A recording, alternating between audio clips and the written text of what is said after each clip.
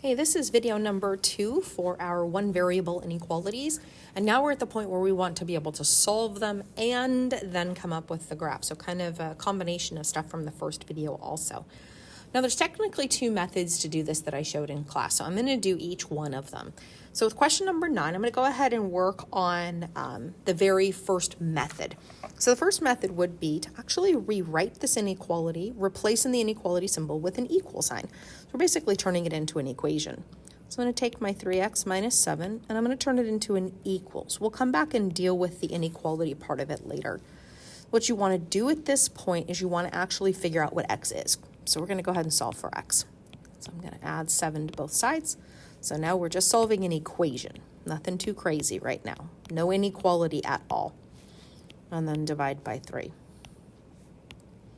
Okay, so we've solved for the equation and we got x equals 10.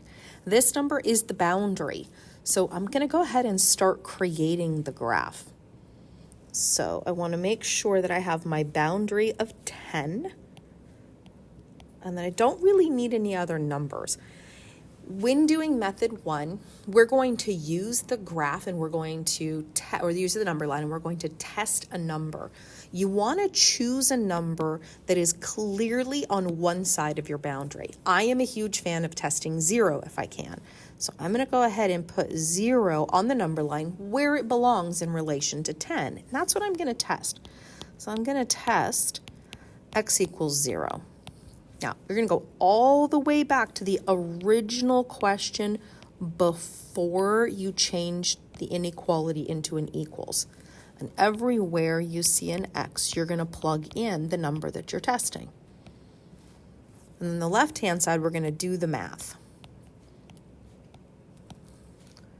After you've finished the math, and I'm not going to move anything from one side of the inequality to the other. I just want to clean up the left-hand side, clean up the right-hand side. I'm going to ask myself if this is true or false, because it's going to dictate where my graph goes. Well, is negative 7 greater than 23? No, absolutely not. This is false. Which means where I tested, notice that 0 is on the left side of 10. But it didn't work. So my answer is not going to be on the left-hand side. It's going to be in the opposite direction. So I know my graph is going to be pointing to the right. The only other thing I need to do is go back to the original inequality, so way back at the beginning, and look to see what kind of boundary I have. So notice that it is not filled in because there's no equal to part. I'm going to go ahead and put that big open dot there at 10. And then the last thing I need to do is just kind of finish this up. So my boundary was 10. The arrow tip is pointing to the right. It is not filled in, and the variable is x. That is my answer, this whole thing. So I have to have my answer itself, so x greater than 10, but I also have to have the graph that accompanies that. So that's the first method. Second method's a little bit different. We actually keep the inequality symbol, but just be careful. So we're going to take our inequality here, and we're not going to change it at all. I'm just writing it down so I have a little bit more space over here. And you'll notice that some of these questions are a little bit more complicated than others, which is fine. I'm going to leave the inequality symbol as it is, and I'm just going to be very careful as I go.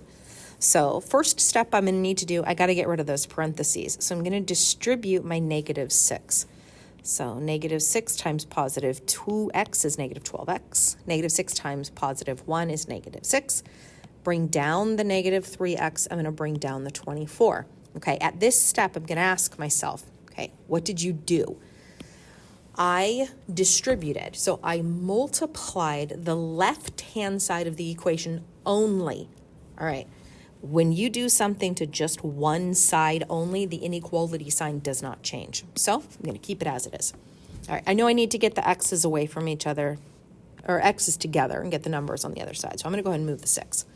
So minus 6 plus 6 goes away. Bring down my negative 12x, my negative 3x, and then 24 plus 6 is 30. Okay, ask myself, what did I do? I added. All right, adding doesn't do anything. Both sides, doesn't matter. Adding doesn't do anything.